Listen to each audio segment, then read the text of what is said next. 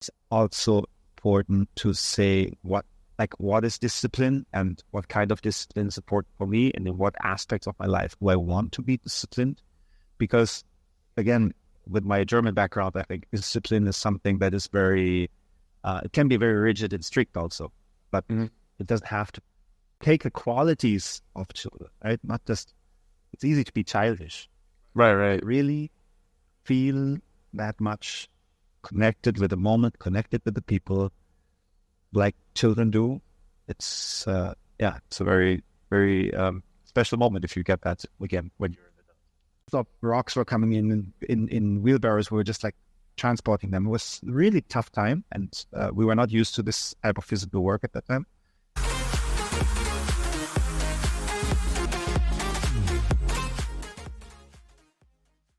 Hey, Inner Warriors. Tony here with another interview with another coach. This is going to be Raphael from Kalari University. And Raphael, I'm going to ask you to introduce yourself. Sure. Thank you. Hi, Tony. Thank you for having me. I'm Raphael. I'm originally from Germany. I lived in India for a couple of years, being fascinated by actually a healing system more than a martial arts, and ended up practicing Kalari a martial arts that is one of the ancient art forms of India, of southern India, Kerala and Tamil Nadu especially. And I've been doing that for, 12 years now, I think, 12, 13 years. And I have two schools together with my brother in Germany. I have a school in Spain together with my brother at India as well. And we have this online platform, Kalari University, where we help people not only to learn the martial arts as itself, but I think we'll get into that more, because I don't see it as just a martial art, and there's much more to it. It's a lifestyle. It's something that I really got to love, and I love to teach it, and I love to help people to get the essence that's like this kind of the umbrella of this martial arts, kind of like surrounding it. Getting people to grasp that. That's what I do. Awesome. That's great. So we'll start with the questions. So I'll start with the first one. So how'd you get started in martial arts and healing? And then what inspired you to combine the two disciplines? Okay. So I never wanted to learn martial arts, actually. let's start with that. It's not entirely true, but I wanted to be able to defend myself, or I had a very basic understanding of okay, I want to be able to at least have the feeling that I can deal with the stressful physical situation. That was pretty much it. So I started learning Wing Chun Kung Fu in Germany for 2 years, going for classes once a week, twice a week, together with my brother at that time.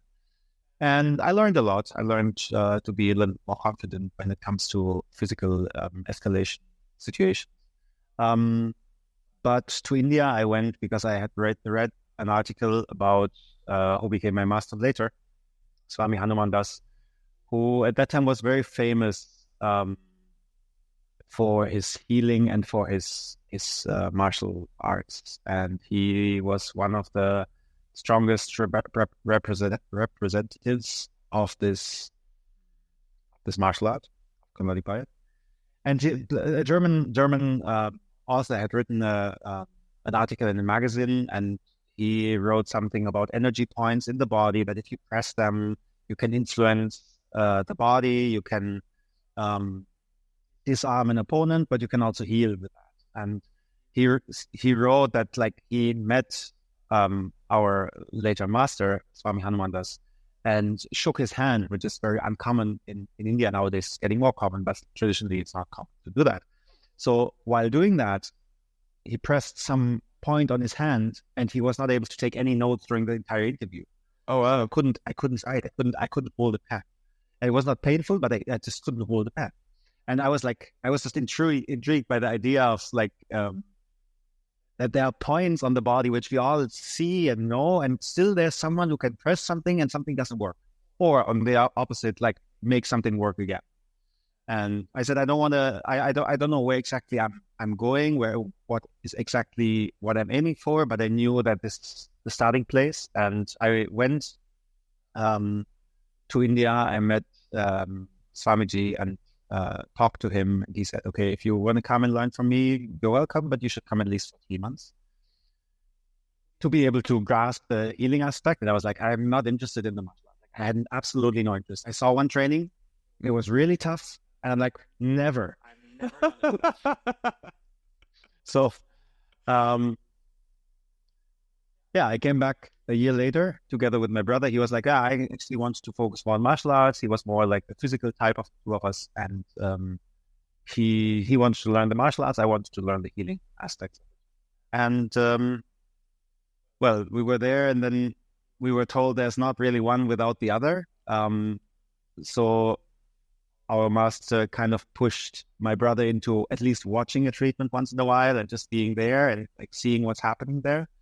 And he told me, okay, you don't have to learn anything, but you should be physically fit because the treatment is also exhausting. There's like fast movements, strong movements, very long movements also in the massage sessions. Very unusual compared with other massage systems. So he said, it's good if you're physically fit. So just go for class, go for training in the morning and practice for 2 hours. In the evening, if you want to go for 1 hour, it's good. You don't have to, but it's good if you do it. So I was like, well, okay, I mean, I can do it. I'm not going to challenge myself much because I know I'm never going to do all this crazy stuff like split in the air and I don't know, climbing on rooftops and running on the wall of the rooftop and all that. I'm like, I don't fall. Like there are many things that were like restricting me and like keeping me from opening up for just the idea. So I was focusing on the treatments, and that meant that I was pretty much just watching for 3 months. I was just watching treatments, and I thought, okay, I'm already an occupational therapist. I have some massage experience. I've dealt with people. I've done something, but it didn't matter. Like I was just there to watch, and I was watching for 3 months, I think, until finally one day it was like, okay, today you're allowed to touch the patient's knee and just treat the knee, nothing else. It was a very, very slow process because it's a traditional way of learning. Right. But anyway, so that's kind of how I got into healing and martial arts, because I was just training every day. And that after 1 year, so we were there planned to stay for 3 months. We stayed for 5.5 months until our visa expired. And I said, I want to go back. I want to be able not just to do a massage. I want to be able to choose a treatment, to decide the course of treatment. I want to be able to diagnose. So I knew that will take some time. So I said, okay, I'll make a space time-wise for 2 years, and I'll go there for 2 years and stay. And that's what I did, really, which was a very long and intense time. It has completely changed me. And after 1 year, a little less than a year there, Swamiji took me aside. I was like, okay, so that the one trainer, he's not going to be here anymore. Like he's leaving. So you'll take class from now on for the beginners. And I'm like, I don't know anything. Like, how can I take Kalari class? He's like, you have been training for more than a year. Like you can take class by now. Wow. Really nice. And I hadn't realized how much I had changed, how much I had learned. And when I started teaching, I'm like, oh, actually, I know something. Like, I've really, and I was able to follow classes, which in the beginning, I said it's impossible for me. Like I was running on rooftops on the edge, not thinking much about, and I was climbing over walls, jumping out of 3 meters height. I don't know, like for me at the beginning time, crazy stuff. I never did the full split in there. I was close to at least the split. I was close to it. Oh, wow. Yeah. I think at one point I will share videos and photos of me starting my first weeks there, because I know there are 2-3 videos where I'm like trying to train. Oh, wow.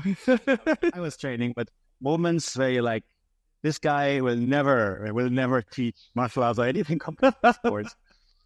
Flexibility. I remember I have one picture where I'm like leaning forward, trying to touch my toes and far away from it, far away.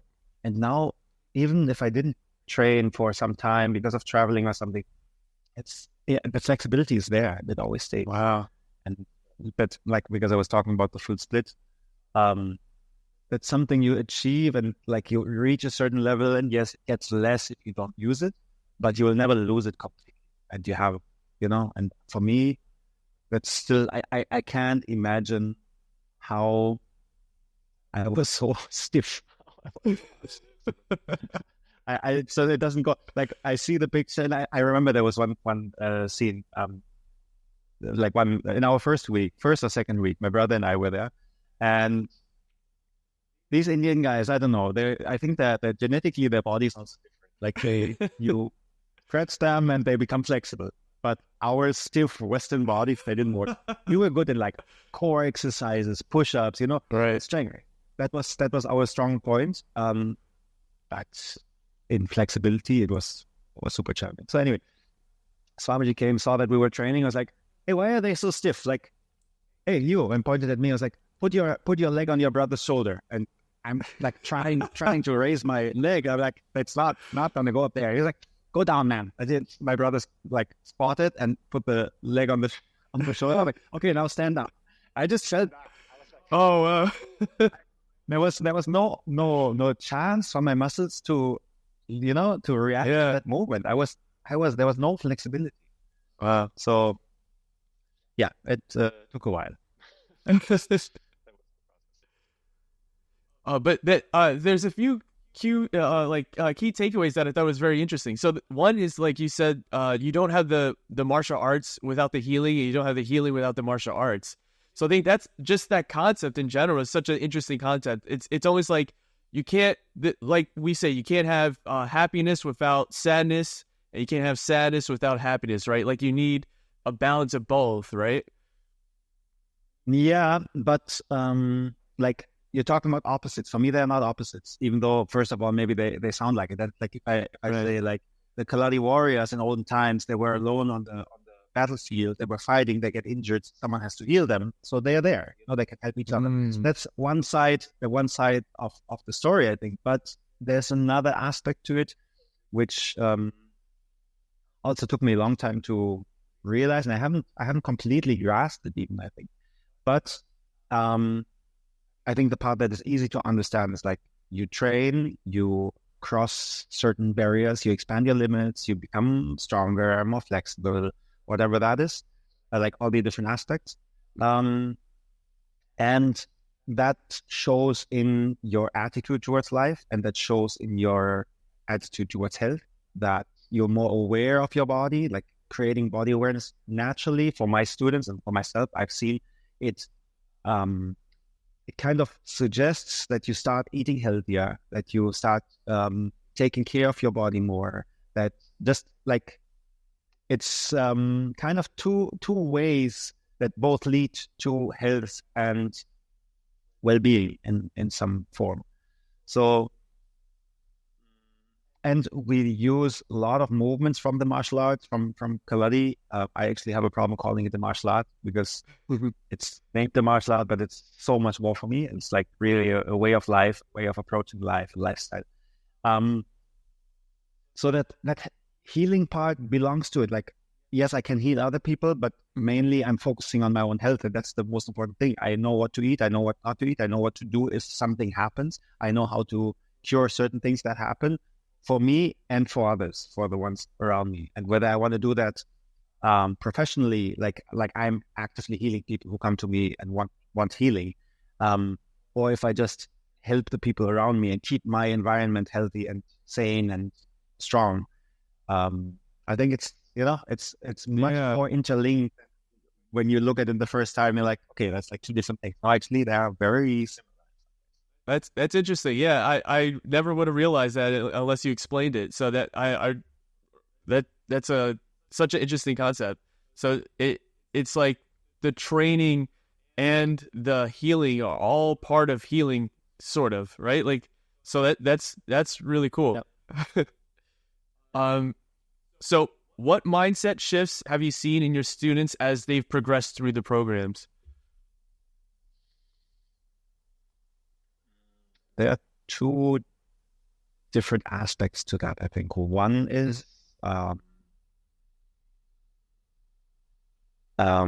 what we do on a gross level, on a physical level, regularly, like for a long time, somehow becomes part of us, becomes part of our character, becomes part of how we interact with our environment.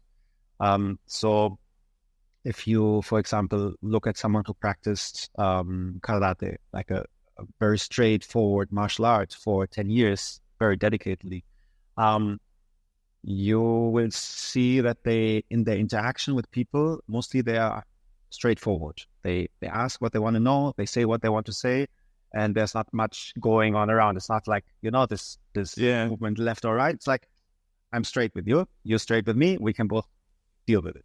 So that's and if you look at a ballet dancer, for example, or like in India, I always have in mind like traditional Indian dances, especially with the men. If you see, then it's easier to compare with a man practicing martial arts. They are much softer. They are more listening to what's happening. They are more going around. They're making sure that you also feel well while I'm doing things. So it has a different quality. And maybe a part is like I choose what fits me more. So if I'm more the straightforward guy, maybe I'd rather choose karate. But I've seen many, many times in my students, the more they practice, the more regular they get in their practice, the more they have these moments of, one is being straight, being clear. Mm-hmm. That is one that I feel like you're getting from practicing Kalari for a long time. Then adaptability, that you're like the flexibility part of the training in two ways. One is like body flexibility, that you're actually more that you're able to move into different aspects, into different positions that were you not able before. But also to adjust, like someone is attacking me and it's not like there's a standard attack that I always do. It's like, no, I adjust what's happened. I move there, I move back, I move forward, down, up. I have all these options, and my mind gets used to using more options, and to, whereas in the beginning, we're moving only on the straight line with a basic student. With time, they learn, okay, left and right, up and down, sideways, diagonal, jumping, like there's so many options, and the mind somehow adjusts the concept of adjustment, of possibilities, of looking for possibilities, or looking for new options, that you transfer that automatically into your day-to-day life. And that is one. And another one that's coming to my mind is like doing things fast. Like in Kalari, things are done quite fast. The forms are being pushed into a certain speed, but always with the quality of calmness, of being relaxed, staying relaxed. We will not get hectic. So outside, I feel it many times for myself. There's a lot of stuff going on. There's like suddenly I have to do many things at the same time, whether it's in my job, in my family, in my in different surroundings. I've seen it with students as well as with me, that I can stay calm and still do a lot of things at the same time. And I know for me, especially if many people ask me, how do you I always have more projects than I can handle. But people think how can you handle so many things at the same time? Like, you're doing so many things. I don't know.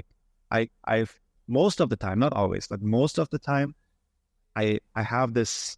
I have learned to stay calm inside and see what needs to be done right now, and that way I can do many things without getting that stress of everything going on. So that's the one side. Like, what you practice on the gross level, you kind of it becomes part of you, and you transfer it to a different level of character, or whatever you want to call it, of your personality. Now, what was the other thing I wanted to say?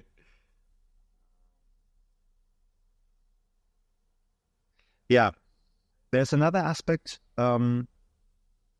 which I've been focusing on more in the recent past, because I feel like one way is to say I practiced the martial art for a long time, and that way my habits change, my attitude changes, my behaviors change.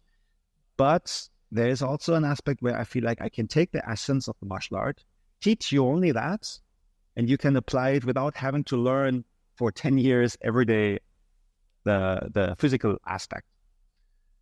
And that's something that I'm focusing on now, because I find this absolutely stunning and beautiful, because I see a change in my students who have not trained for so long, just by giving them the right input, the right understanding of things so that they can reflect. Traditionally, Kalari is a purely physical art form. So you do it on a physical level and you'll get it at some point on a different level. But nowadays, people don't have time for to train for 15 years to change. People want to change. They want to, and I think it's possible. And I think also traditionally there was a whole caste of warriors. Everyone had to learn Kalari. Like the whole warrior caste was learning this, and the best ones were selected to fight, to be in the army, to be protecting the king, whatever it is. So if you have thousands of people who are learning it, of course you can choose the best one. But for me, I have a different situation. Students are coming to me and say, I want to learn. And I just choose the best one. Say, I'm teaching only you. Yeah. And that's for me also not that way I would have never learned. Because I know I was not one of the talent ones. I was not one of the ones whom you would pick and say like, oh yeah, he's flexible. Oh yeah, he is strong. Here. No, I had fear. I was weak and I was absolutely unflexible. I was stiff. So I feel like everyone can benefit from it in many different levels, but you don't have to go through the whole practice to get to the result. And that's again, there are many kinds of things that change inside you, and to narrow it down, it's like you become more authentic. But authentic is like an empty phrase nowadays. Everyone becomes authentic, and everything's you have to be more. Right. I feel like many people who come for training, or who come for, even if they don't want to train but they want to learn from me, want to do the aspects of it, they are on the path, and they have been on this path, like a perfectly paved road, and they're walking down this road, and every mile looks like the previous one. They're like, is this it? Like, okay, I have a family, I have a relationship, I have a house, I have a dog, I have a job, I earn well, or I have my own business, whatever it is. But is that it? Like, will I just keep walking now for the next 40 years? Is that right? Is that where then? And many times they even know, somehow I know this is not my path. And that's what I felt at that time. Like when I went to India for the first time, I knew this is not my, like where I was before.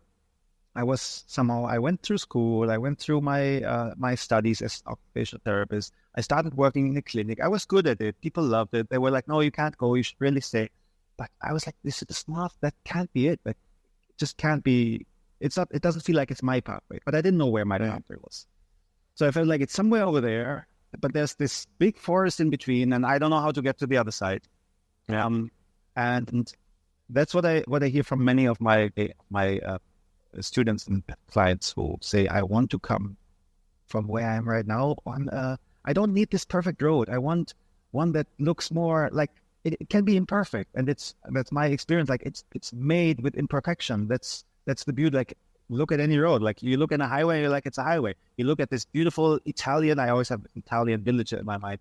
Curvy, street, it's like you see every rock is like different. Everything that's in your way, you can take and put it down and like just make a beautiful road of it. You look back and like, this is my road. This is what I've been working on. This is why I walk. It was not easy. You can see that it's not an easy way, but that's where I feel like I belong.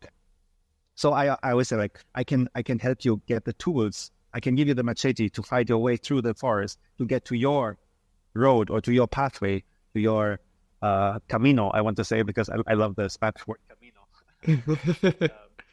The way that gets you somewhere, that carries you.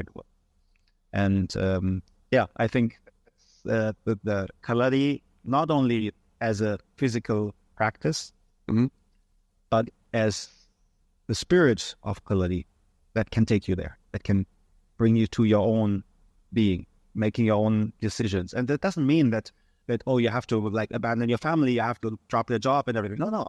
Let's find that authenticity. You can find that way of being yourself in whatever situation you are. Yeah, you might take some situation at some point, whether it's a change of job and doing more what you love, or you'll start doing something on the side, which fulfills you more.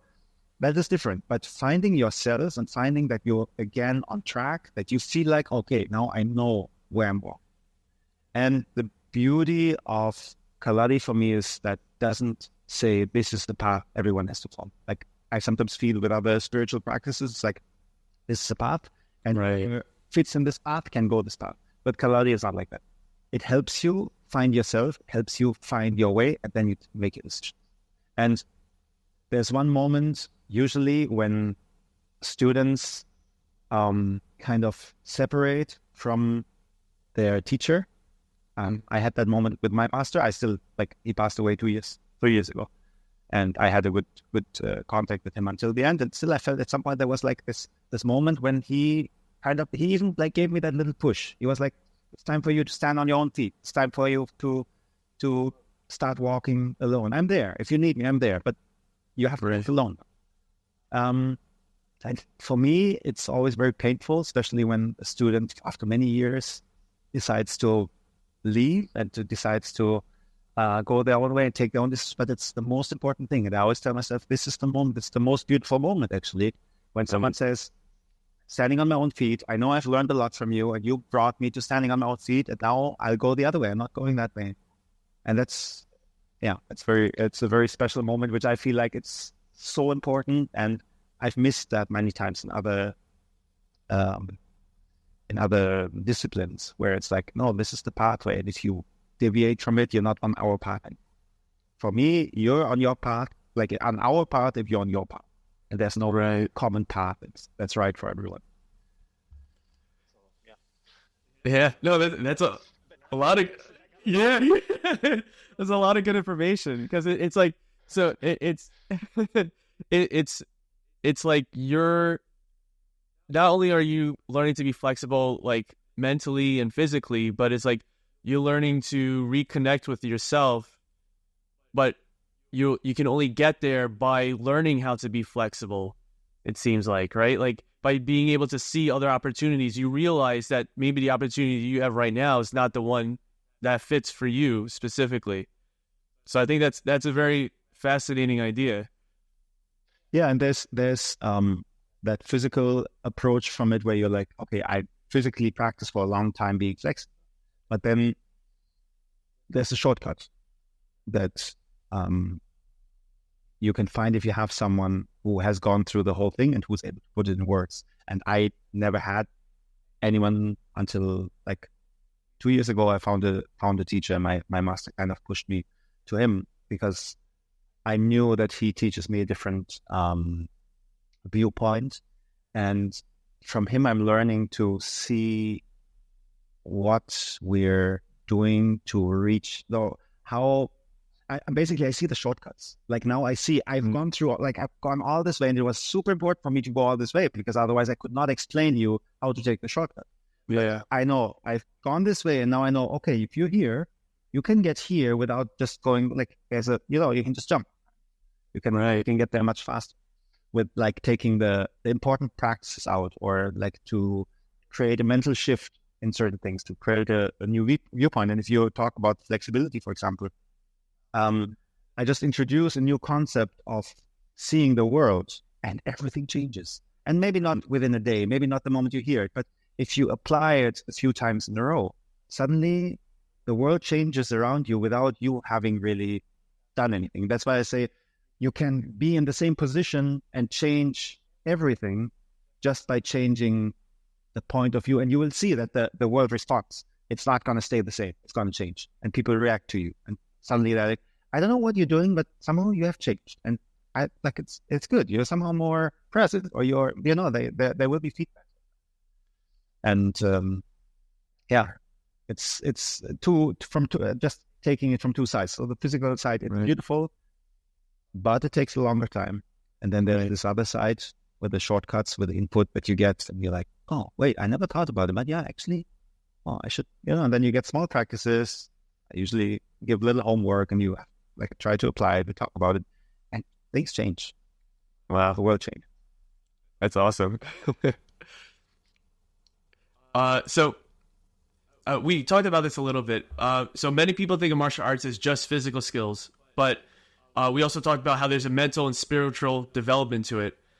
Can you, you kind of did already, but can you explain a little bit more about like the holistic approach to it?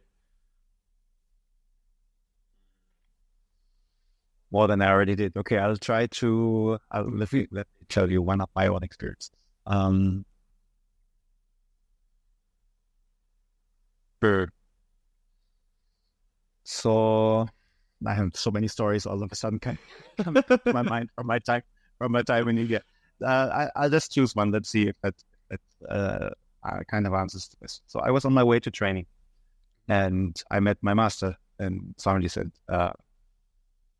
"Did you water the plants?" I'm like, "Plants? I mean, it rained a few days ago. Plants are fine." It's like, "Well, plants are not fine." Like, check. At that time, I looked at plants. And I saw all leaves, and I wasn't. I couldn't tell if a plant needed. I mean, yeah. And at home, it was different. Like when the leaves are really like drooping, when they're really hanging down. And yeah, okay.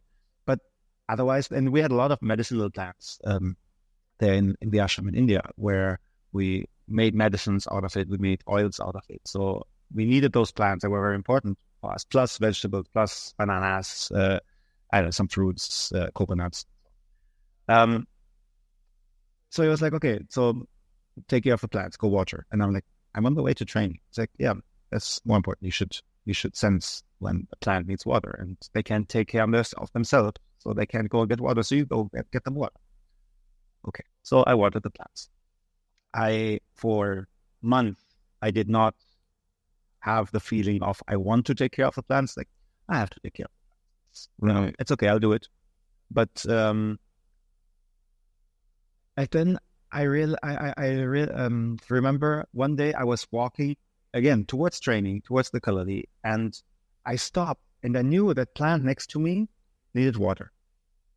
And I hadn't even looked at it properly. Like, probably I saw it while passing by, but not like I was actively looking for, do I have to do anything before I go for training? And I looked at it and I was like, oh yeah, it needs water. So I just got the hose, I watered the plant. I was like, wow, somehow something changed. Like, something changed.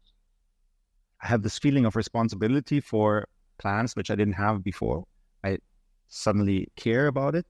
And I'll fast forward a little bit. There was another situation we had, like, my master loved dogs, and he had dogs. Some of them watchdogs, some of them just dogs. And they were like in different areas in the ashram, and at night they all got released, ran around in different areas again. So that time I was like responsible for that things are running. I was the most senior student. Most people ran away after some time. Nobody wanted to stay there for a long time. Some people came from outside for training and then went, but nobody really stayed very few stayed for a really long time. So after, I don't know, a year or so, when I started training also, like giving training for others, I also was in charge of taking care of the dogs, the plants, many parts of the treatments. Cows, there were cows. At some point I milked cows, like different things. It was like, I was there 24 hours. I was busy from 4:30 in the morning until 11 o'clock at night. But that's drifts me to different stories now. So there's a dog barking, and again, my master's like, that dog needs water. I'm like, no, I just gave him water like an hour ago, not more than that. He's like, I can hear that he needs water. Go and give him water. And I'm like, sure. Like, so there was no way of arguing. It was like, master did something, we say pranam, go and do it. So I went, and the dog had like how do you say that? Like tilted the bucket. Flipped over. Yeah. Over the bucket. And there was no water, and he was barking for water because it was a hot day, and he needed water. And it was a beautiful Belgian shepherd, like very like a big wolf. Anyway, so few weeks later, similar situation happened. A different dog barked. I'm like, oh, his house. I could hear by his bark that his house was so dirty that he was complaining, and someone who was responsible for having cleaned it didn't clean it. Oh wow! So I went there. I checked. I'm like, whoa, this actually is true. Like that's. I was surprised myself. I'm like, maybe he doesn't have water. Maybe he wants food. Maybe someone is coming. I was like, actually, and you like, if you have a dog for a long time, you start sensing what they're saying. There's a different tone. So it's not something like supernatural that Right. but it's something that I never noticed. I never realized. And these dogs, I didn't spend a lot of time. I saw them every day, in some way or the other, but it was mostly passing by or giving them food. So, and then I went back with this situation to my master. I was like, I feel like, first of all, plants, somehow they're talking to me. Like, at least I know if they need fertilizer. I know if they need water. I kind of, I know if they need a new pot. I don't know why, but I have this intuitive feeling of doing these things, of like reacting to it. And the same with dogs. Like, somehow I have this intuitive feeling of, doing something. And he didn't explain it fully, but with time it came. And a little bit he gave me the hint of like, you're creating, like you're building up your intuition right now. Mm-hmm. And if you can't sense, or I think he phrased it differently. If you're able to sense what a plant is telling you without speaking, it will be much easier to understand the patient who comes to you, for example, because you will sense something, and even if they are not aware of it, they tell you something else, or they don't say anything at all. But usually people tend to say something, and you get distracted with what they are saying, and they forget the true core of their problem. He's like, if you can sense that in animals who at least give you some sound, if you can sense that in the patient, you have a different intuition, have a sense of reacting. Reacting is even the wrong word, like interacting in a different way, because you have some information that you were not aware of before. And I realized that, like, when I started treatments in Germany, I went back and I felt like sometimes people say, I have this or I have that problem, I have back pain. I'm like, could it be that you also have knee pain? And I didn't know where that came from, but I had this intuitive feeling for context, for, the core of problems. And it's not like, it's not like I just look at it. Yeah. Oh, you have this. Yeah. But there's a different sense to it. There's a different aspect to it that I have access to, sometimes more, sometimes less, which was not existent before. So, sorry, tell me again your question. I forgot too, but this is more interesting. So, I feel like I got into the story and I got deviated a little bit from your question. That's okay. So, there's a for me, Kalari was not the physical art. It was staying with my master and learning all the things that we did all the time, and also prioritizing. I was on my way to training. I'm there for training. That's the main thing for me. And he's like, what are the plans? I'm like, what do the plans have to do with anything? Like, I don't care about the plans. But he was like, no, this is, you should know what needs to be done when. And also, like, from that intuitive feeling and like being more responsible there and being responsible, like basically if anything was out of order, it didn't work, it was my responsibility.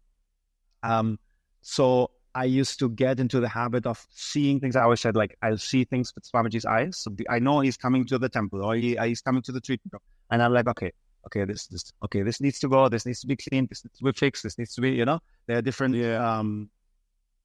different things that I started noticing, which I never saw before.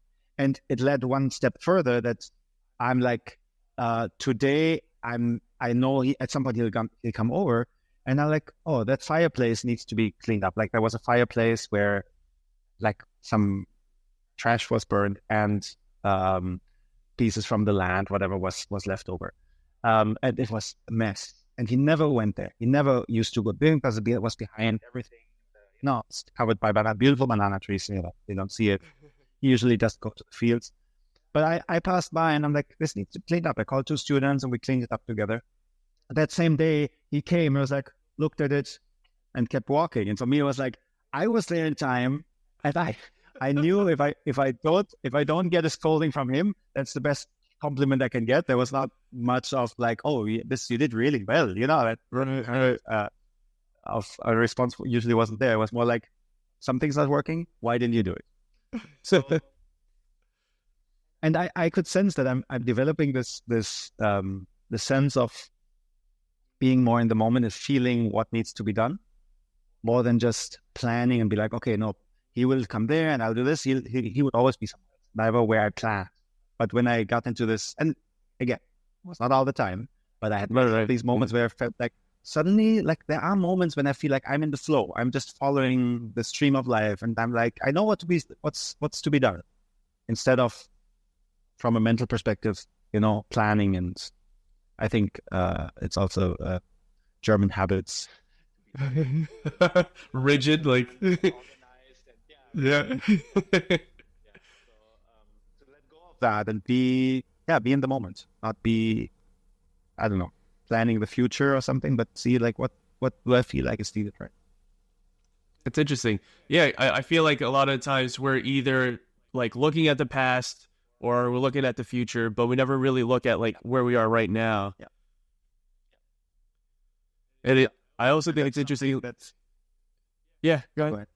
ahead. So I was going to say, I also think it's interesting that like how you were able to see almost through like your master's eyes, like you had and it seems like you did that also with the plants, but also with the dogs, right? Like you were able to get to this place where you're empathizing to such a level where it's like you're seeing through their eyes. So then that lets you know what they need. But I think it's like a super interesting concept also. Yeah. Yeah. Yeah. The aspect of like being in the moment and always looking at the past or the future it's also very interesting. It's again a big topic, but it's one of the key elements for me when I teach Kalari without going into all the physical aspects. Because if you practice physically, the movements are pretty complex, something completely new that you usually have never done before. So automatically the mind kind of shuts off, and Right. you just get more into doing it, and you're more in the moment.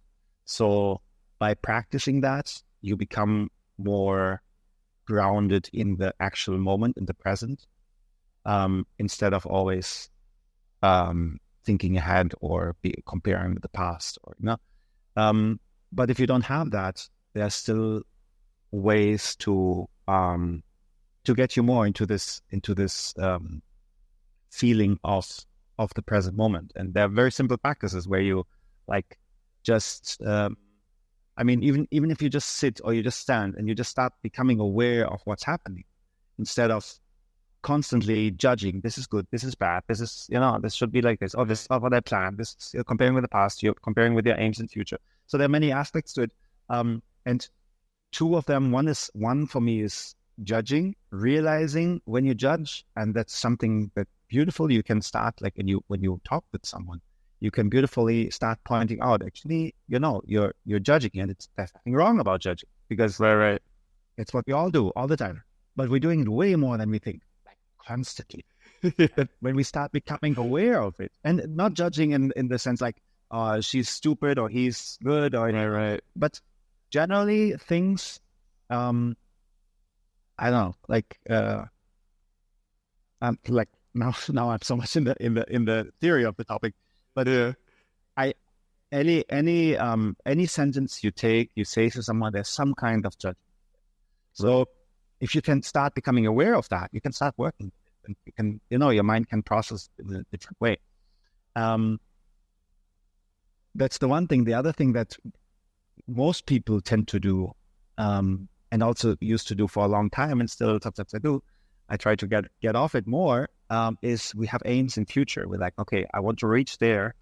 Right. So again, we're focusing on the future, that's there. But also we're aiming for the perfect moment in the future, and we're trying to reach there. And this whole time of trying to reach there is lost because we're only focusing on where we want to be and not where we are right now. There's this beautiful story that one of my senior students told me once. There's some kind of what's it called, like a kind of lottery or something, like you can win a golden ticket for a train, and some people win, and it was like a big thing. They're super happy because it was announced, something very special, and they all like get this golden ticket, and they go to the train station, they with their pack bags, they go into the train, get beautiful seats, like very fancy, beautiful train with food and everything.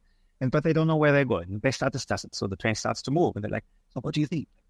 Where are we going? Oh, I think we go to this beautiful beach. Oh, no, I think we go to the mountains. Like maybe a small village that is, and everyone is like painting their picture of where they will be. The train keeps going. And slowly the people get older and they start passing away. And they never reach anywhere because what they didn't figure out is that the golden ticket was for the train and not for a reason. And I feel like that really gives you that feeling of like, we're always thinking ahead. We're always thinking, okay, I want to reach there. My aim is there. And we forget where we are. We forget that walking the path, that being where we are right now is so beautiful. It can be so beautiful if we give it some space. And I always, like, I have two nephews who are, I've one niece and three nephews, but like two of them live right next to me. So I spend a lot of time with them. I see them a lot. So they are 2 and 4. They are just always in them. They don't care what's happening tomorrow. Sometimes they say, oh yeah, it's nice if you come back again, like when I'm not there, for example. But now they want me now, and tomorrow they might say something different. So it's like they are in the moment so much. And if I spend time with them, if I watch them, nothing matters but the present moment. It's still like, this is really something that I admire. And many times I have told them, no, I don't have time for you guys right now. Like, go to your dad and, like, play with him now. I don't have time. I have to work. And I realized that I work to, for example, to have more time, to spend more time with them. Right. And I could just spend time with them right now. Why am I not in the moment? I'm aiming for something which I already have. Yeah. Yeah, becoming aware of this. And it's like, just becoming aware of it, automatically you'll start making small changes. And life just changes. And people appreciate it. Even if I have only 1 minute with you, that 1 minute, I'm 100% with you.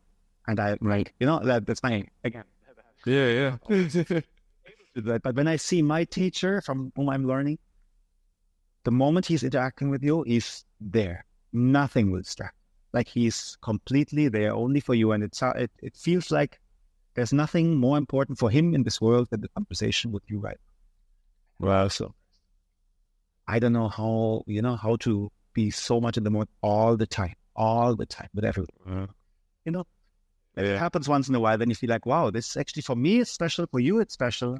Because right now we're like both fully there, fully present, not trying to direct it somewhere.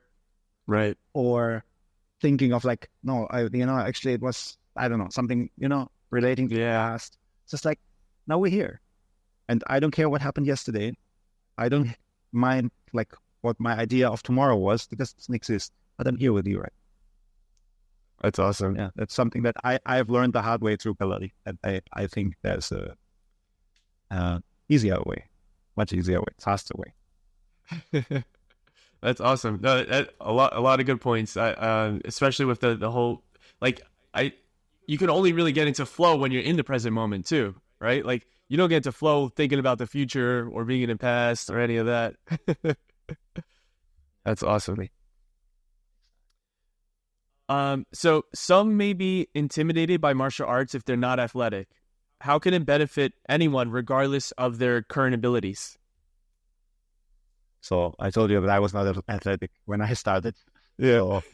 So, again, I think I have to rephrase the question a little bit, or like split it into two, because one is like, how am I not intimidated by martial arts? And one is, how am I not intimidated by Kalari?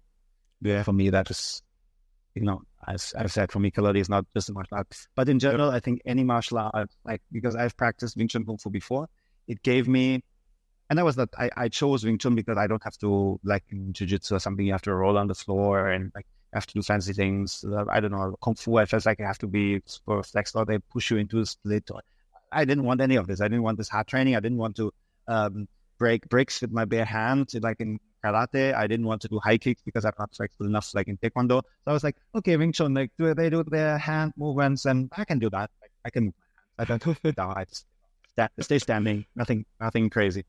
But what I learned through it, and I think it doesn't really matter which martial art you choose, it's important to have some connection with it, some reason why you want to learn it, why you choose that martial art particularly.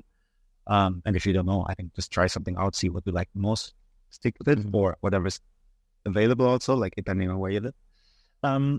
It will give you something. It will give you a sense of, hopefully a sense of, okay, I'm I'm getting stronger. I'm getting more confident with my body. I can defend myself if I need to. I remember there was one situation when my brother and I were like walking in Germany late at night after a birthday party, and two Eastern European, very tall guys, strong and tall, much more experienced than us in any fighting situation because we had both never been in any fight. They challenged us. They wanted our money. And there was another friend of ours with us, and they punched him because he said something stupid. And like, I would say he kind of deserved it. Like, he got the punch. And my brother and I, we like in a bad kung fu movie, that we took out our jackets on the side. We're like, come on, they're ready. And they were like, they would have beaten us up badly, like really bad. But they were so shocked, so surprised by the moment that we, shorter, definitely not as strong, and like we reacted like that. We were just standing in front of them, like, no, don't move. Like, and they both froze. Literally, they froze. They didn't move their arms anymore. They were like, I can punch you so hard, but you could see their body language was saying something different. They were like, wow, what to do right now? And we were really lucky that they didn't punch us, because we would have really gotten beaten up, I think. But that confidence in that moment, that I know something, at least maybe the first blow, at least I'll get you once, like, right. That gave me enough confidence to speak in a different way, to act in a different way, to not show fear, especially with my body language, but like, to just react in a completely different way than I used to, where I would have done it otherwise. So that's something that you definitely get out of martial arts. Like, even if it's not that much, even if it's just 10% of that, a little bit of that confidence you'll get. And I've gotten a lot of confidence through practicing martial arts, a lot of confidence. And I know that, so our daily routine in India was like early morning, sweeping the temple area. There was a beautiful temple with a big garden around, so we had to sweep it off the leaves that had fallen down overnight. That was like 6 o'clock. 7 o'clock, there's training for 2 hours until 9. Then breakfast, then work, whatever needs to be done in the ashram, whether it's like taking care of the animals, building, we were building this huge wall around the ashram, because some of the neighbors were coming in sometimes, and somebody would come in and take big rocks, build up this. That was a 7 acres property. So there was a big. Yeah. Fenced. So truckloads of rocks were coming in wheelbarrows. We were just like transporting them. It was a really tough time, and we were not used to this type of physical work at that time. And I'm just remembering that I still have one scar on my finger from that day. Oh, wow. One of the rocks hit my finger, and they just treated it. For them, it was a small thing. For me, it was a huge thing. I'm like, I can almost see the bone. I'm like, yeah, but you catch as long as you can. So, okay. But my point was, like, at that time, at some point, Swamiji told us, like, wherever you go, whatever you do, you'll always think, I've done worse than this. Like, I've faced bigger challenges than this. Because you're going through hard training. I'm aware. And after that, many situations, I remembered that time when he said, like, there will be challenges coming, and you'll always think, I've done worse.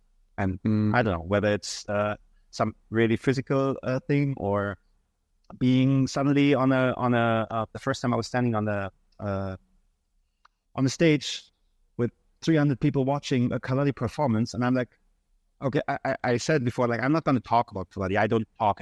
I can perform with my brother students. I'm not going to talk. And then someone was like, okay, and now one of the two brothers is going to talk a little bit about Kalari. And my brother just stepped one step back and pushed me in front. And I was like, okay, like, the spotlight, I couldn't see the audience. Oh, man. Standing on this big stage. I'm like, okay, I guess I've done worse. Yeah. Thought just crossed my mind. I'm like, okay, yeah, I mean, I've done worse. I can do that. And that gave me a lot of confidence.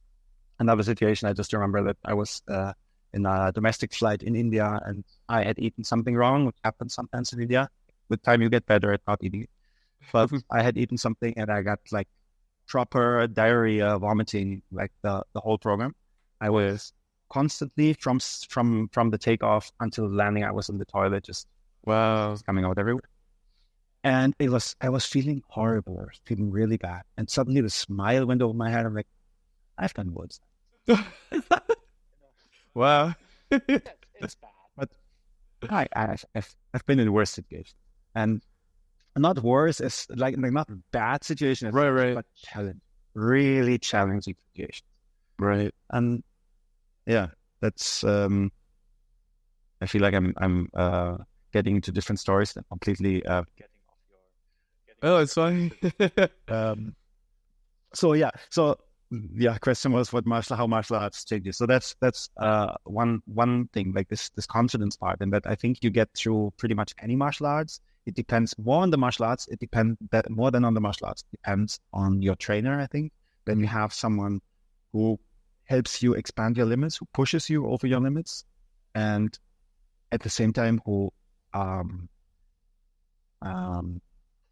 accepts your limitations also. Because like I have had also less mature trainers, I would say, who have literally tried to push me into full split in one day because they thought, I've done that with other kids, 6-year-old, this 6-year-old Indian boy can do it, so I can do that with you also. Wow. Just everything got black. I fainted. Wow. Situations I've had. But like, that was again a challenge which I overcame, and I'm like, okay, like if I get stretching pain now, no problem. But that was not my master would never have done that. The more mature trainers or instructors, they would never have done. Because they at the same, they try to push you, they try to make you climb on the wall, but at the same time, they only do that if they know that you're not getting dizzy and falling down. Or if if there's something else, they have to keep in mind. Or I don't know, they let you do how's it called in English? Front flip. Yeah. Somersault. Yeah. So it's somersault. They let you do a somersault with like a little bit of support, and you're scared that you're falling on your neck while you do it because you have never done it before, and they'll be there. And I know if one of those very advanced teachers of mine standing next to me, I don't have to worry. I can just jump. He will take care that he can, if something goes wrong, he will catch me, or he'll. Yeah. But for that, there's a lot of maturity that you need as a trainer to not push someone over the limit that you can't handle if something goes wrong. So there's both aspects. And it's the same for me, for myself. I learned to push my limits, to expand my limits. And I've crossed them many times from where I thought the limit was. I've expanded a lot. At the same time, I know there's limitations. And I can always try to touch them and push them a little bit, but I know how not to cross them. And I know that there's it's always the balance between two. And my master always used to say, push your limits as much as you can. And one of the my other very advanced teachers always used to say, find freedom in your limitations. And it's actually both. It's I find freedom in my limitations and I push them at the same time. So gotcha. It's like a balance.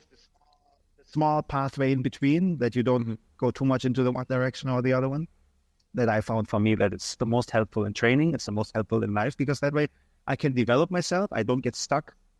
Right. I always need a little bit of discomfort to grow, but I don't need, and on the other hand, I don't need, so much comfort to feel like I'm just happy here and I'm not going to move. So they're two different powers kind of that work, which you have to, balance.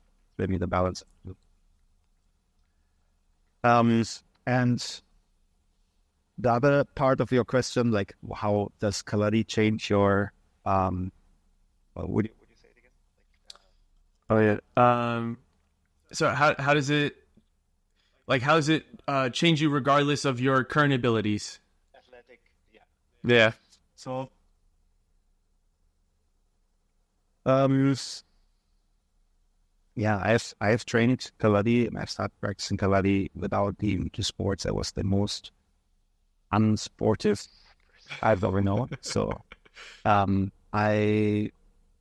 it's really not about reaching somewhere. I think that's again the topic that I had. I don't want to, if you come and you say, I want to become like this guy who was practicing in Kalari, and that's why I want to, that's right. It's not going to happen. Many students came to India, to the ashram, who wanted to learn, and the first question was, how long does it take me to become a master? And that's like, I'm aiming for something that is actually a state that you can't grasp, that you can't really reach, and it takes so much time that unless you enjoy the way there, you can't get there. Right. And for me, like, I never understood that. But I mean, I understood because I knew that there was this idea of a Kalari master. You want to master the skills. I don't think any master would actually call themselves a master or call themselves just like, I have mastered this art, because my master always said, like, he's still figuring out things. Every student and every patient that comes and sees him, he's learning something. So it's not like I'm a master, it's done. It's a constant. It's the art is alive. It's not something that ends. Everything. It's like not like you finish a book and you can like tell me exactly what's saying in the book and that's it. Right. It changes with interaction. It changes with situation. So for me, I never had even the idea of ever teaching Kalari.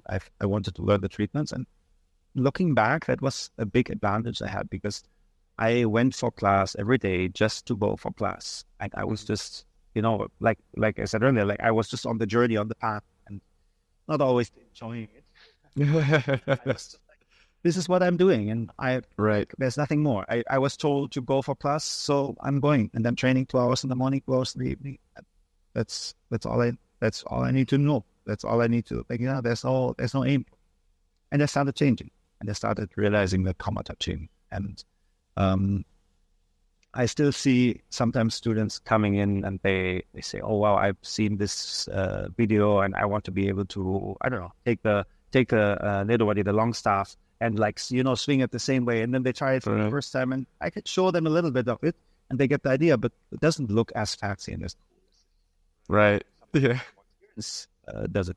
So then many times they get disheartened. They're like, oh, I thought like I learned faster within a week or 2 weeks, and you realize that there's no understanding of how much time and how much energy and effort and dedication it takes to learn an art like that.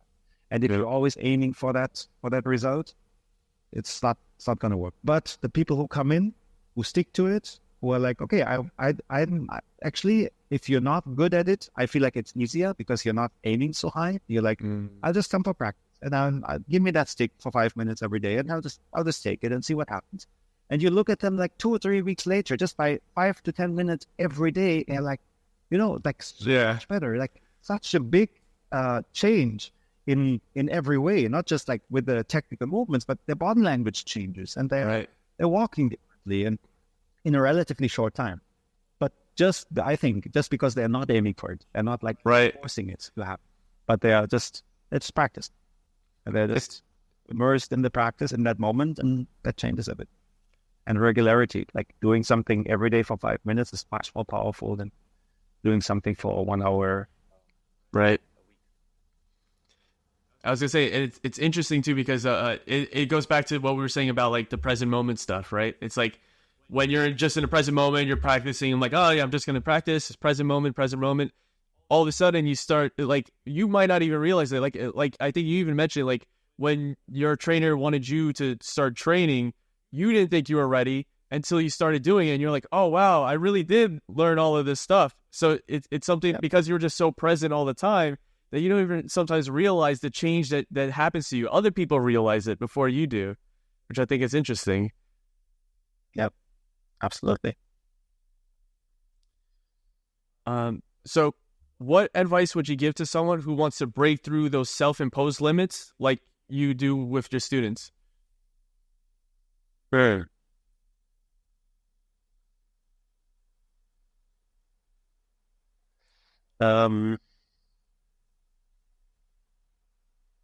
That's a good one.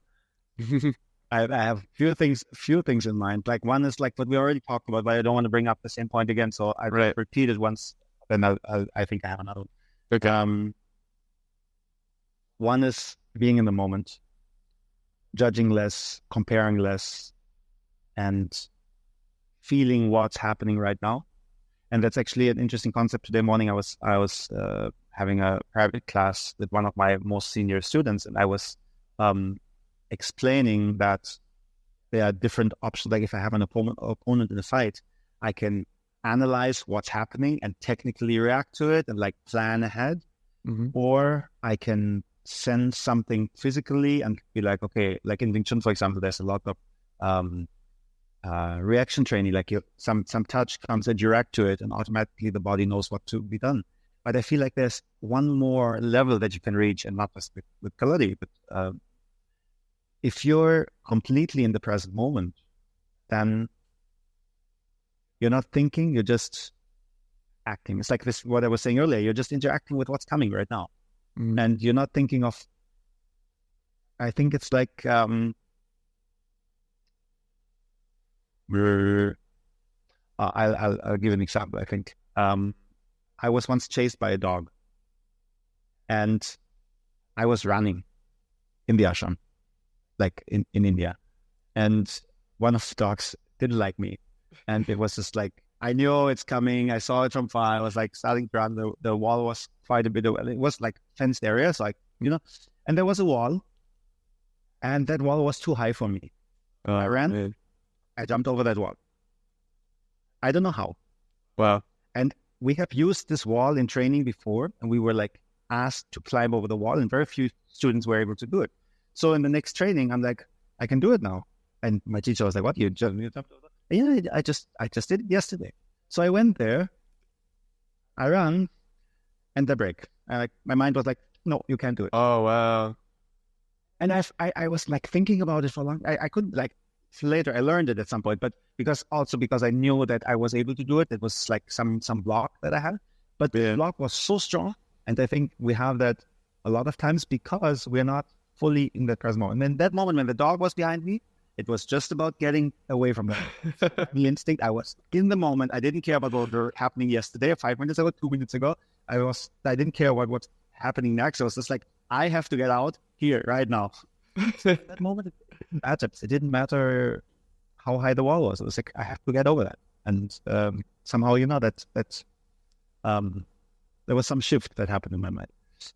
Okay, so that's present moment. Then the other thing that I already said is like focusing on the path instead of aiming for something and aiming for a static situation that actually was consistently.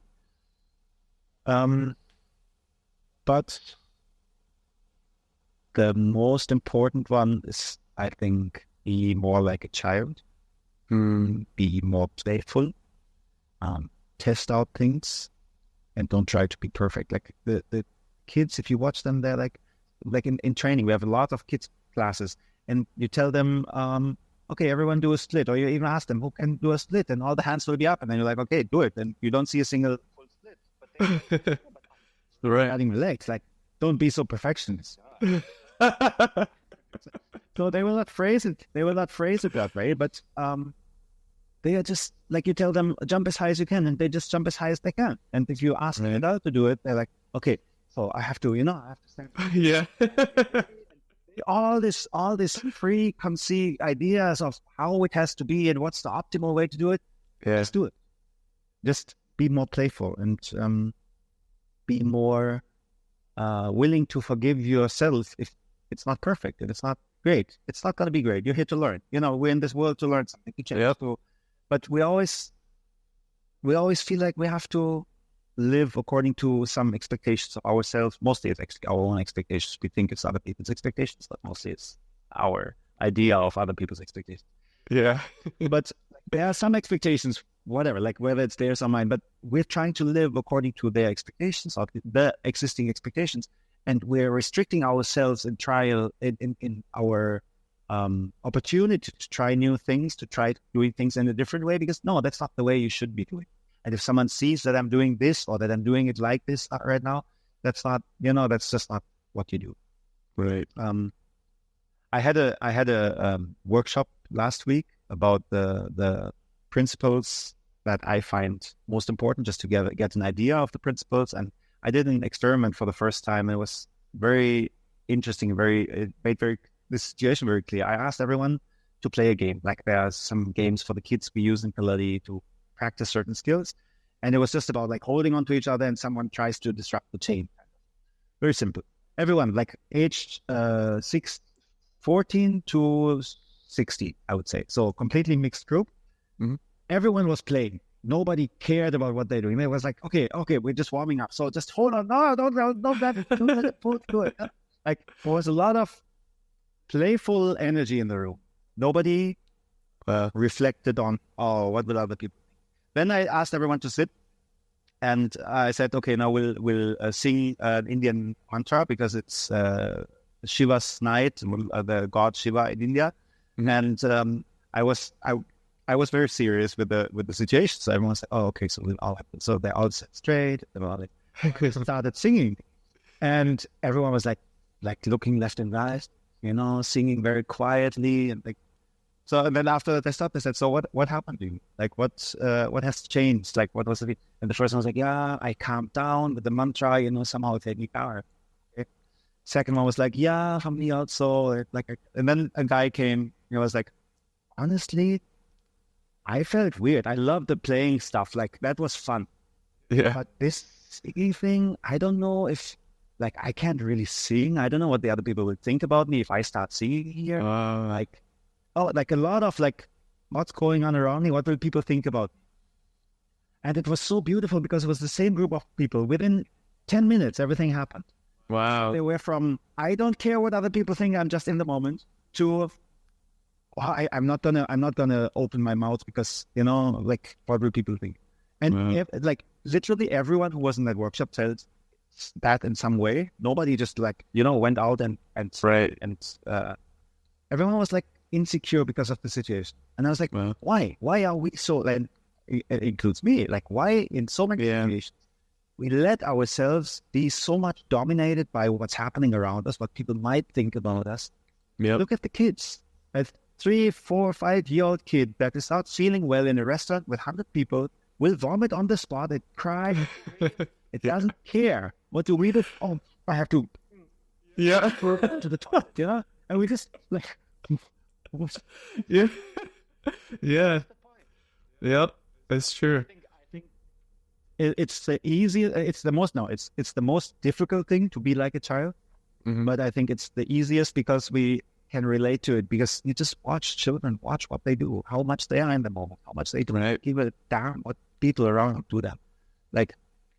They live their life, what's important for them. And if they're sad, they cry. If they think something is funny, or if they're happy, they laugh. And, they don't think about I think if I laugh now, I should not laugh now. Yeah. Yeah. Well, yeah, I think that's... Yeah. It seems very simple, but it's very difficult to be like. Yeah. Yeah. Take the qualities of children, right? Not just... It's easy to be childish. Right. Really feel that much connected with the moment, connected with the people, like children do. It's it's a very, very special moment if you get that again when you're an adult. Yeah, it's awesome too, because it's not only are they connected in the present moment, but they're also connected with themselves, right? Like they know what they like, they know what they don't like, and it might not fit what other people think. Yeah. There's so many aspects to it. They're much better in being. Yeah, that's awesome. Just like you're saying, okay, I like this or I don't like this. But is it okay that I like this or that I don't? Right. Is it okay to have this need? Is it okay to have this wish? They will, for Christmas, they want a pony, they will wish for a pony. Yeah. They get it or not, it's a different thing. But we're like, oh, I cannot wish for a pony. I mean, that's not right. I'm old for a pony. Yeah. Yeah, it's so true.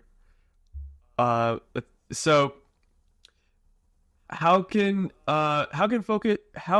focusing on being stronger yet also understanding one's limits provide the balance in life? Being stronger and say it again. So how can focus? Yeah, so being stronger but also understanding your limits provide that balance in life. Yeah, I think it's about what I said earlier, the small path between expanding your limits and accepting your limitations at the same time. So it's really about that, I think. And becoming stronger. There's always different ways of becoming stronger, or different aspects in becoming stronger. And what I find especially important in the beginning is like not becoming strong in interaction so much, but first becoming strong in your stance. And like in martial arts, that's also something that's emphasized many times, that develop your stance. Once you have your stance, you can interact. Because if you try to throw someone, if you try to punch, if you try to block, and you don't have a stance with Bob, you'll not be able to, create the base for your action. And that's, I think, the most important thing in life as well. Like, if we have our standpoint, we're grounded, we're clear about where we are, how we're standing, how we keep ourselves grounded. There's a lot that can happen on the outside. It will not shake us. Right. But if we don't have that standing, and even if we're like super good at doing this and this, but someone can shake us easily and we lose our ground, it's not as helpful. Yeah. The most basic things, like one of our most senior trainers has, like in India, he was involved in many competitions with other martial arts, and he said the thing why he wins most of the times is he aims for the stance. It's like they have trained intensely the stance. His stance was like really good. You just couldn't throw him. You couldn't move him if he didn't want to be moved. So he was like, I'm always aiming for the legs. One kick to the leg and they're on the ground. It's over. Wow. They can't do anything. They lose their stance. I think that's interesting too, because you could also think of that like in the spiritual sense of like your foundation of who you are, right? It's like that could be shaky too. If someone attacked that and then like, oh, you're thrown off balance, your whole paradigm shifts and everything like that. I have another story for you here. I just remember because when I was in India for the second time, so our master used to give everyone nicknames, like names that he called them. There was one who became a good friend of mine who was from Iran originally, but he looked a little Mexican, so he called him, "Hey, Mexican." So he used to, have names for everything and for everyone. And some of the names were kind of neutral, some were funny, like he called us the German monkeys sometimes, which we thought was kind of funny. It was not, we didn't feel insulted. But then the second time we were there, he started calling me Hitler. And that was like pretty intense for me. Like, right, yeah. German, and like having heard all the stories from my grandparents, and my grandfather used the word asshole only in the context with Hitler, like never other. Wow. For me, it was like this really intense, and now he's calling me that. And every internally I was like, like this, I don't know, anger, I guess. I don't know, like this feeling of really, I wasn't really angry at him because I knew that I have a lot of respect for him, a lot of love for him. I knew that he also loved me, that he really appreciated me spending so much time there. But still, there was this moment, every time I heard that name, I was like, that's not okay. And I feel bad that I can't say it right now because that would be inappropriate. But at first, like, right. He just kept doing that. And even especially, I think almost only in front of other students. Like when I was alone with him, he would use my name. So, but when there were other students around or even patients, like, didn't matter. You'd be like, he's German Hitler. We got him here because you guys needed some discipline. Like, like. Oh, wow. Yeah. And then there was a moment, it took me, I think, a year. I don't remember exactly, but I think it took me a year when I was like, I can't always react like that internally, always being like, I know he loves me. I know he appreciates me so much for being here, for being so dedicated. I know that, like, he respects me. I know that when I'm alone with him, he's completely different from me. That I don't know, whatever that other aspect is that he's bringing into it, I'll just let it go. I don't care. I decided not to care, and I didn't care. And I was ready for him to call me Hitler again. I would just laugh at him and smile, and it didn't happen. Oh, wow. I didn't talk to him about And I didn't mention it to anyone else. From that day, he never used that name for me again. And I was like, Wow. oh, I guess that was just a lesson I had to learn, that he realized that he can get me with that. And then what happened later, was I was in Germany. I don't remember exactly what happened, but there was some kind of traffic situation. I was walking and there was a car, and the car driver got angry at me and like put down the window and was like shouting in the air and using swear words, like, I don't know, like abusive words. And I looked at him and I just smiled. I was like, in my mind, I was like, I don't know you. You're using words that are not really bad. I mean, they're not comfortable, but they're not really bad.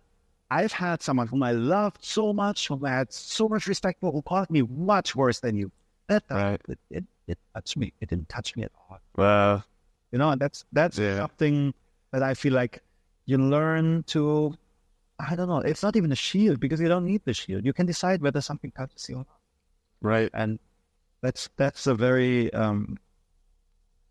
that's a very profound experience I had, and I still feel like I can, whatever someone says to me, I can choose if I want to emotionally react to it, or if I'm just like, oh, that's okay. If you think that way, okay, it's your thought, not mine. Wow. And that's a big strength to have, to be able to, yeah. And by now it works. This is really something that I feel like it works most of the time. Like it's a very beautiful skill, really. Yeah, that's the closer you are to someone, I think the more difficult it gets. Mm-hmm. But it's really something that changes things. Wow, that's awesome.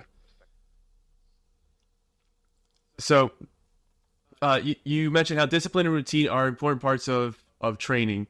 How can applying this to other areas like work, health, or relationships help people achieve their goals? Discipline? Oh, yeah. So routine and discipline. Routine.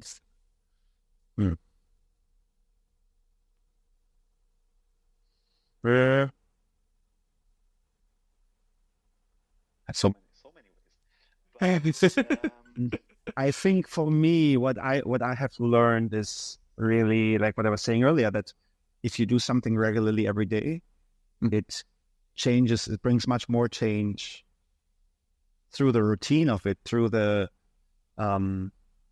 repetition, through the option of it getting into your system, than if you do it intensely once in a while. Right. And it can be small things. It's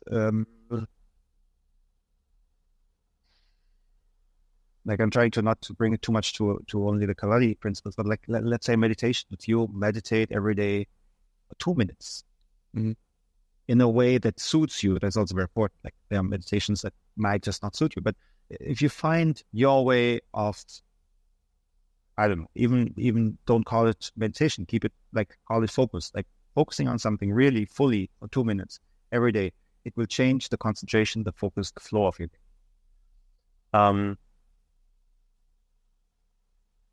So the same way, if you realize what I was talking earlier about, like this focusing on the journey, on the path, rather than going for the aim. If you create, like, okay, let's say I want to become more flexible. That's my aim in future. So I decide, what do I have to do every day to go in that direction? So I use the aim as a direction, as a compass, but I'm not using it to, like, that's where I have to reach, because maybe in 2 weeks I'll change the aim a little bit and go a little bit more left, or a little more right. Right. But to decide what I'm going to do every day, to decide a routine, to decide what I should be disciplined with, I should have some general direction. And that's flexible. Like, you can always change it. Don't change it every day, but once in a while it's good to think about it. See, that's still the needle you want to follow. And then if you're able to create a routine that matches with the direction, and you find a way to immerse in that routine in a disciplined way, means like regularly, especially, it changes everything. It changes so much. You can change your work, you can change your family life, you can change your relationships, you can change the way other people perceive you, the way you walk, the way you talk, everything. It's really, usually the changes are really minor, really small, that you need to make big changes on the outside with a little bit of patience. So you're not going to change it by practicing 5 minutes for 2 days, but after a while you'll see the difference because it becomes part of you. And I think there's this, like there are different theories about how long you have to do a routine, like some say for 30 days or 28, some say for 40 days. Like there's different ideas, but I think they all agree that once you do it for a certain time, it becomes part of your system. You start somehow, it gets easier doing it. That's one. Right. And the other is it becomes more natural. So it becomes more natural to use it in other types of the day as well, because the body is like, or the mind, whatever. This, I already know this, so I can just take it and use it because right now it's useful. Right. And in general, thinking about discipline, it's also important to say what is discipline and what kind of discipline is important for me and in what aspects of my life do I want to be disciplined. Because again, with my German background, I think discipline is something that is very, it can be very rigid and strict also, but it doesn't have to. Like right now, I have my morning routine, which is, I'm very disciplined with it. Every morning I'll do it. But there's a certain flexibility. Let's say I do a certain amount of exercise, of sports in the morning. So when I'm traveling, for example, I'll just take my running shoes and I'll just go for a run, and that's all I do. But when I'm here and I have the ability here to I have space, I have weapons, I have students to spar with, like whatever it is, I can do completely different things, like train and pray. So what is it you want to be disciplined about? Like, do I want to meditate every day for 30 minutes? Do I want to run for exactly 20 minutes? Do I want to, how much do I have to fix it? Or is it really just about, I want to do something that belongs in this category? Like I want to do some sports. I want to start sweating and I want to feel energetic when I start my day. That's what is important for me in the morning when I do my exercise sweats off. And another part of it for me is, and I've thought about it, like, why am I actually exercising? Because one is being energetic. But then I realized if I just go for a run, I feel like something is missing. There's something that, I don't know. It took me a while to figure it out. I want to learn something new. I want to find something new in what I'm doing. And one of my teachers has pointed me to that and said, like, even if you do the most basic exercise, find a new perspective on, find something new in.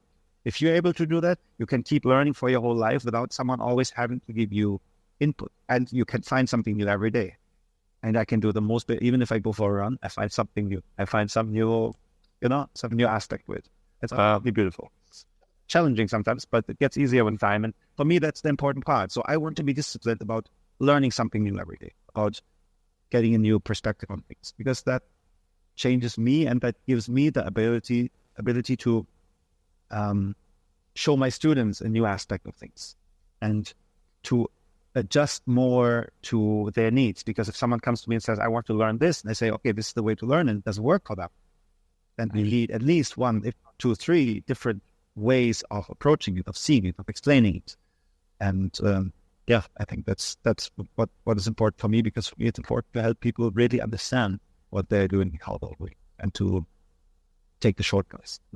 I don't want anyone to go through the same thing that I have gone through. I want everyone to reach to the transformation that I have gotten, because whoever's stuck in the kind of place where I was, in that normal job where somehow you felt like you ended up, but you don't want to be there, to get to that moment when you're like, oh, this is my life and I'm in charge of it, and I don't know, suddenly I can see the vibrance of colors again. I notice things again that I didn't notice before, somehow, and people react to me differently, and they like that I'm more myself. And I always thought I can't mention who I really am because they wouldn't be liking it. They wouldn't accept me or something. And that transformation, I just hope that everyone who's stuck gets to that point somehow. And if Kalari can be a part, then I want to help them find it fast. That's awesome. And not to train for 12 years too. Yeah. And what I think is interesting too is like you talked about your routine and how you kind of broke it down further, right? So it wasn't like just, oh, I want to exercise. Like, no, what I want energy. It's like, oh wait, no, I want to learn something new. It's like you almost gotta your mind gives you these like surface level things that you sometimes gotta break down and be like, what do I really want out of this? Which I thought was a really good idea. Yeah. That's awesome.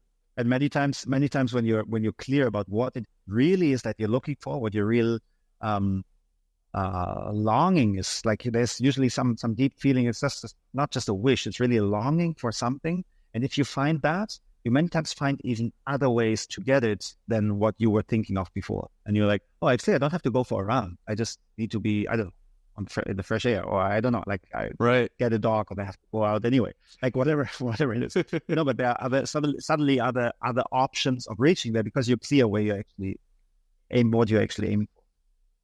Well, that's awesome.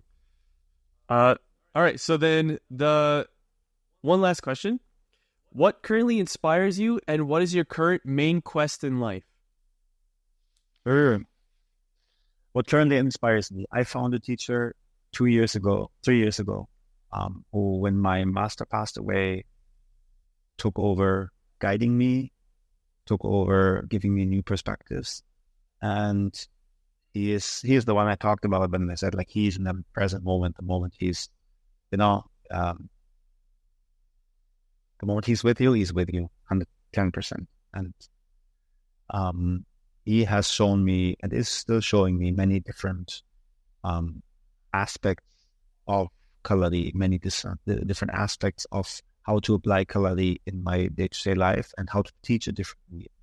Getting more of that, what I'm talking about, getting more of the essence and taking it out and like making it easier for people to grasp it and to apply it right away and not having to go out with drink.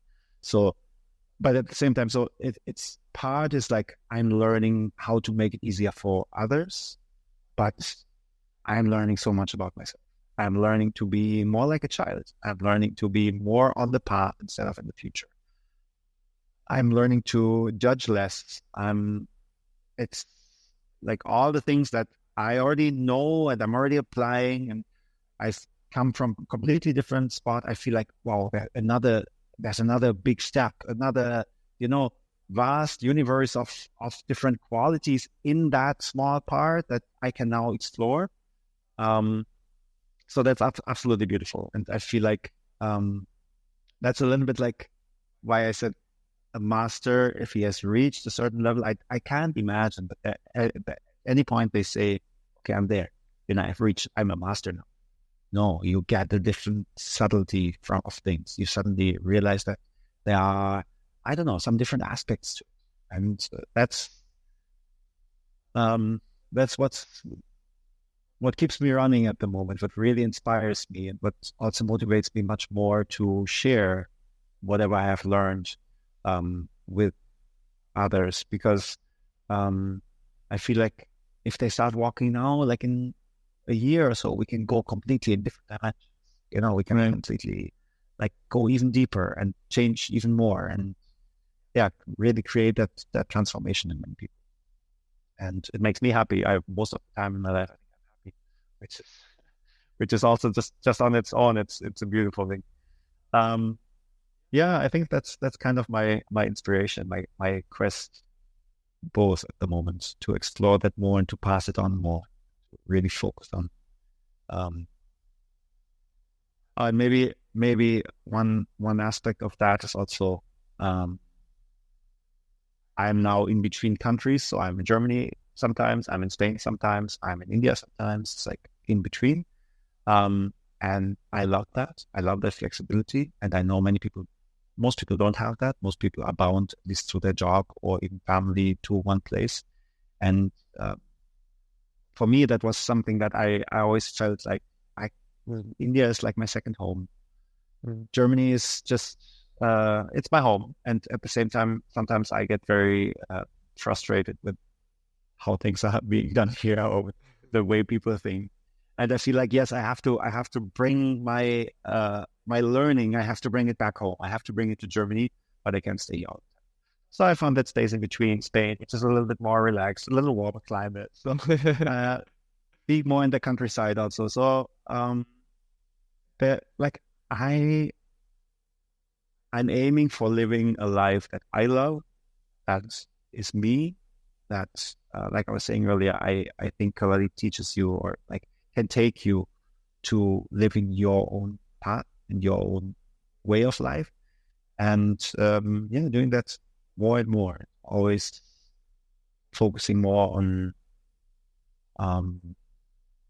really being myself and learning who I am and how to show it, how to be open about it, how to be vulnerable about it, because it's a lot about like showing something that people might not like, especially if you haven't been in a different way for a long time.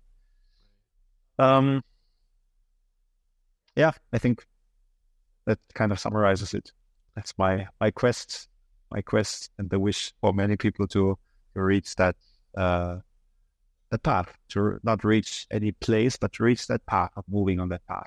I think keeps you moving for a long time. Once you're on it, once you have that movement in the right direction, then you just move, you just follow the flow of life.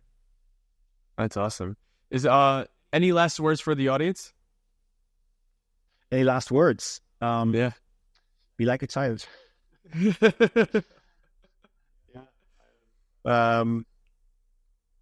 Any last words? I think I already said too much. I told so many stories. I told my concepts, the things that I've learned through Kalari. So if anyone is interested in learning Kalari or learning the essence of it, I'm sure you'll post some link or something. Yep, links in the description. That's there. Otherwise, I hope that whoever is watching and listening can take something out of this and can apply it and implement it in their life, because that's what really counts. To not just hear it in theory and like go to the next podcast or to the next smart people saying something smart, but to be able to grasp it and to put it into practice. That's awesome. One or two people can say after this, it's something changed for me, and I'm very happy about this interview already. I'm happy because it was a pleasure talking to you and like to be able to share my enthusiasm about this topic and about the experience. Yeah, no, it was great to hear your journey. Loved your stories, and I think you had a lot of good lessons for everybody. So I thank you a lot for this interview. I appreciate it.